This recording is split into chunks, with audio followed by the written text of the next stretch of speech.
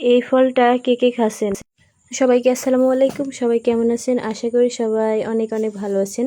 আলহামদুলিল্লাহ আমিও ভালো আছি।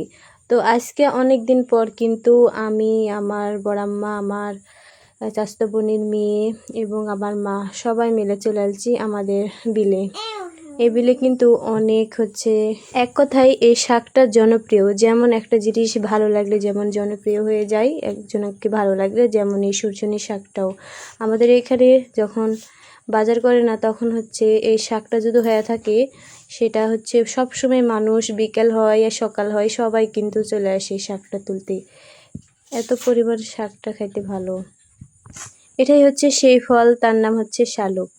তো সবাই অনেকেই চিনেন আবার অনেকেই চিনেন না। এর আগে কিন্তু আমি ভিডিও দিছি, আর এটা হয়তো কেউ চিনেন বা খাইছেন। শহরের দিকে কিন্তু অনেক দাম। এটা কিন্তু সবাই যেদিন বন্যা হয় যেবার সেবারই কিন্তু এগুলো ধরে আর কি।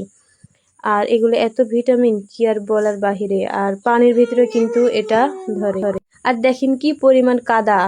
এখন মেঘ লাগাইছে, আমরা চলে যাচ্ছি, দেখতে পাচ্ছেন মেঘের কি অবস্থা আকাশের। চারিদিকে শুধু মেঘ আর মেঘ, কালো হয়ে চলে আসছে মেঘ। আর এ তো করাবার রাহাদের জন্য শাপলা তুলিছে, ভেটও তুলিছে, যেহেতু এখন পানি শুকিয়ে গেছে, কাদো কাদো। আর দুপারে ধান লাগাইছে, তো শালুক তুলিছে এতটুকুই। সবাই যার মতো সেই শালুক তুলেছে। এর নাম শালুক, খাইতেও কিন্তু সেই ভালো।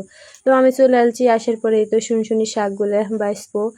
আর রাত লেগে গেছে বেছে টেছে, তারপরে কিন্তু রান্না বান্না করে কিন্তু খাওয়া দাওয়া করা লাগবে। তারপরে তো আমার মা সুন্দর করে শালুকের যেগুলো শিকড় সেগুলো পরিষ্কার করে নিচ্ছে। পরিষ্কার না করলে হবে না, তো আম্মা ভালো করে পরিষ্কার করে নিচ্ছে। আর ওইদিকে আমি শাক বাছিচ্ছি। কি আর করার, কিছু করার আছে? তো আম্মা চলে আসলো, এসে দুজন মিলেই কিন্তু শাক শালুক দুটাই কিন্তু হয়ে গেছে। তো কেমন লাগছে অবশ্যই জানাবেন।